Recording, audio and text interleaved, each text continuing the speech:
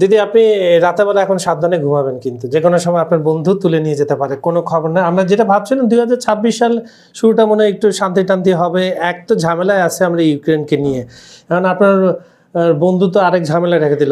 আপনার জেঠুস কিন্তু আপনি যেটা বলেন জেঠুস কিন্তু ভালো নতুন বছর শুরু করলো, নতুন বছর তুলে নিয়ে এসে নিজের দেশে নিয়ে আসলো। এখন মনে করেন যে তাকে অভিযোগ কি দেওয়া হয়েছে মাদুরোকে, সে হচ্ছে সৈরাচার প্লাস হচ্ছে মাদক সিন্ডিকেট সে চালায়, ওই রুট এটা সবকিছু মিলে আমরা জানি যে ভেনেজুয়েলার অর্থনৈতিক খুব খারাপ অবস্থা, কিন্তু তাদের 303 বিলিয়ন আপনার ব্যারেল তেল আছে মজুদ, যা কাটছে সৌদি আরবের চেয়েও বেশি, কিন্তু তারা সেগুলো উঠাতে পারে না, তাদের অবকাঠামো নাই। এবং তারা প্রথম যে ধাক্কাটা খায় 2014 সালে, যখন তেলের দাম কমে যায়, প্রতিদিন তারা 3.3 মিলিয়ন ব্যারেল প্রতিদিন উঠাতো তেল, সেটা এখন 1.1-এ চলে গেছে। সব কিছু মিলে ট্রাম্পের তো উদার মন, সে এখন ভেনেজুয়েলার জনগণকে সুন্দর একটা জীবনযাপন লিড করবে, সব কিছু মিলে টুপ করে তুলে আনলো।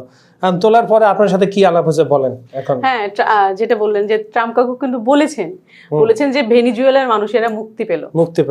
আসলে কি মুক্তি পেল? এই ধরনের ঘটনা ধরেন এইটা মানে কোনোভাবে গ্রহণযোগ্য হয় কি? একটা স্বাধীন রাষ্ট্র, সেই রাষ্ট্রের সরকার প্রধানকে এভাবে তুলে নিয়ে আসে, এটা তো মানে রীতিমতো সবাই যেটা বলছে যে সারা বিশ্বেই কিন্তু এটা একটা উঠে গেছে অলরেডি, যে রাতের অন্ধকারে মানে আক্রমণ চালিয়ে তাকে নিয়ে আসা, এটা জাতিসংঘের আইনের লঙ্ঘন।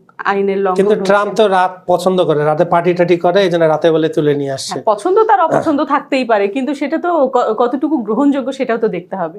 আর আসলে এটা অবশ্য সবার কাছেই দিনের আলোর মতো, মানে রাতের ঘটনা হলেও দিনের আলোর মতোই কিন্তু পরিষ্কার হয়ে গেছে ঘটনা। আপনার শক্তি আছে, আপনি তুলে আনছেন, এখন নিয়মে কি শক্তি থাকলে কোনো তো দরকার নেই, তাহলে তো এত নিয়ম নীতির কোনো না। এগুলো তো এই ইউএন আছে, বিভিন্ন এই আপনার পুতিনকে বলা হতো মাদুরের সবচেয়ে ভালো বন্ধু, এবং এমনও খবর লিক হয়ে গেছিল যে যখন এই যে আপনার পুরা ভেনেজুয়েলাকে ঘিরে ফেলা হচ্ছে, রাশিয়া অনেক ইকুইপমেন্ট দেওয়া হয়েছে, তো সেগুলো কই? এই যে নিন্দা জানিয়েছে, নিন্দার একটা ক্ষেপণাস্ত্র ছুড়ে দিয়েছে যে যার দেশ থেকে, নিন্দা জানিয়েছে। এটাই হয়। হ্যাঁ, হয়তো ভেনেজুয়েলার প্রেসিডেন্টও সেই আশাতেই ছিল, এবং সেই জন্য সে কিন্তু দেখেন এটা তো একবারের ঘটনা না, অনেক দিন ধরে। ট্রাম্পের আগের আমলেও কিন্তু সে বারবার চেষ্টা করেছে মাদুরাইকে, লাতিন আমেরিকার দেশগুলোকে নিয়ে তার একটা ইয়ে আছে।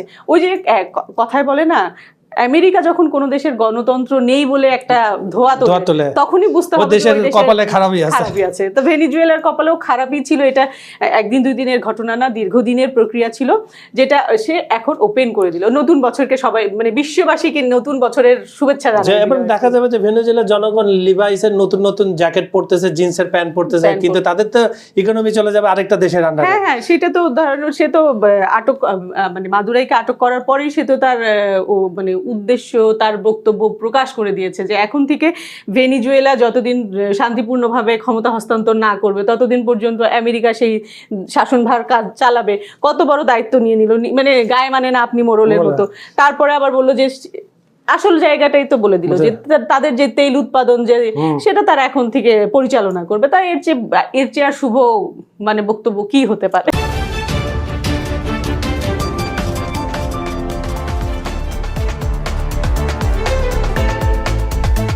সুপ্রিয় দর্শক, বিশ্ব সংযোগে আপনাদের স্বাগতম। কেমন আছেন আপনারা? গতকাল রাতে পৃথিবীতে একটা অভূতপূর্ব দুর্ঘটনা যাই বলেন ঘটে গিয়েছে। মাঝরাতে কোনো স্বাধীন দেশের প্রেসিডেন্টের মধ্যে তার ওয়াইফকে তুলে নেওয়া হয়েছে, এমনকি তারা শুয়েছিল, শোয়া অবস্থায় তাদেরকে টেনে নিয়ে চলে যাওয়া হয়েছে।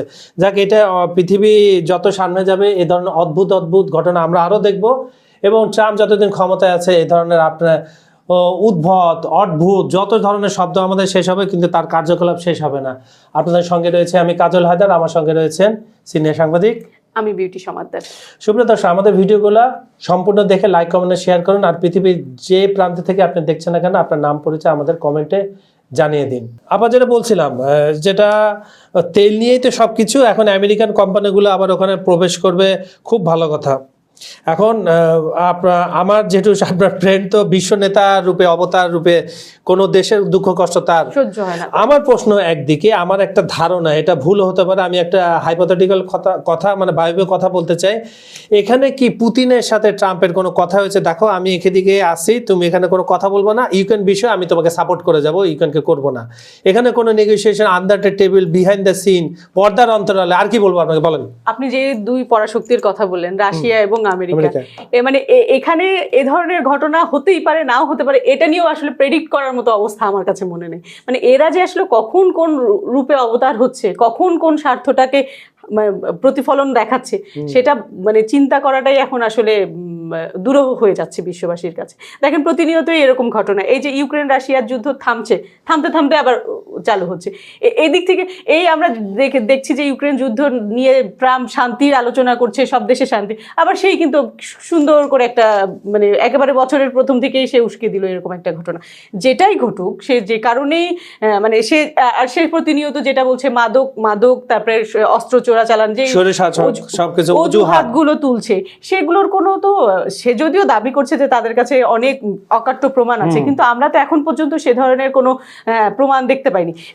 বরঞ্চ এর অন্তরালে সবসময় যে আলোচনাগুলো আমরা দেখে আসছি যে যেহেতু সমাজতান্ত্রিক একটা দেশ, আসলে ডোনাল্ড ট্রাম্প তো তার নিষেধাজ্ঞা অমান্য করছে, কেউ তার শাসন ব্যবস্থাকে কেউ মানতে চাচ্ছে না, এটা তো আসলে তার জন্য মেনে নেওয়া কঠিন। মানে আমরা দেখি না যে সে তার বিপক্ষে যাচ্ছে, যে নেহায়েত রাশিয়ার সাথে পারে না সেটা আলাদা বিষয়, কিন্তু এরকম ভেনিজুয়েলার মতো দেশ তার চোখ রাঙানিকে উপেক্ষা করছে, তার মানে কথা মানছে না, সেটা তো মেনে নেবার আসলে প্রশ্ন সে দেখছে না, যার কারণে এই ধরনের ঘটনাটা ঘটেছে আমার কাছে মনে হয়। আমার একটা প্রেডিক্ট বলি আপনাকে, এটা আমার ব্যক্তিগত মত, সেটা হচ্ছে আপনার 2025-তে শান্তি পদকটা দিল মাচাদোকে, বিরোধী দলের নেতা, তখন আমার একটা খটকা ছিল যে এবার মাদুরোকে মনে হয় ফাইনালি সাইজ করে দেবে, সাইজটা হয়েও গেল, সে মাচাদোকে কিন্তু আগে নিয়ে চলে গেছে আমেরিকা। এবং এই ঘটনার পরপর অনেকে কিন্তু বলছে যে মাচাদোর ভাগ্য এখন, সে এখন নেক্সট প্রেসিডেন্ট হবে।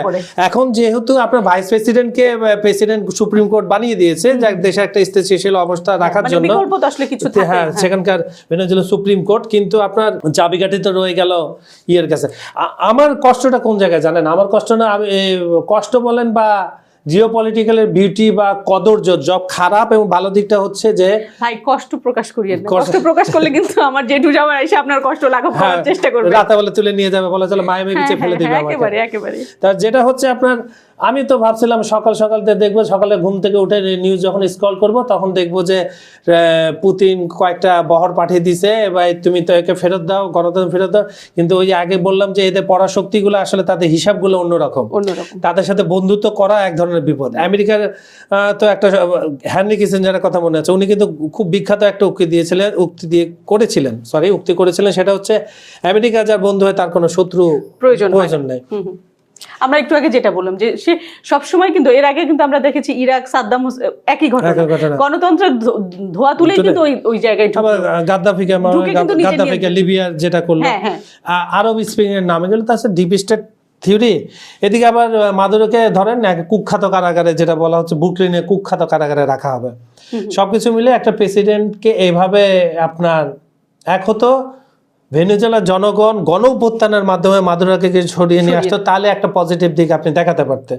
এবং এই ঘটনার পরপর একটা মজার বিষয় দেখেন, এই ঘটনার পরপর ভেনেজুয়েলার জনগণ কিন্তু ইভেন বিরোধী দল যারা ছিল, মাদুরাইয়ের বিরোধী পক্ষ যারা ছিল, তারাও কিন্তু স্পষ্ট বলে দিয়েছে যে এই বিষয়ে তারা কোনো বক্তব্য দিতে চায় না, মানে তারাও বিষয়টাকে খুব গুরুত্বপূর্ণ হিসেবে দেখছে। এবং মজার বিষয় আসলে আমরা যতই আলোচনা করি বা আলোচনার স্বার্থে ঠাট্টা তামাশা যতই করি, এটা তো একটা অশুনি সংকেত।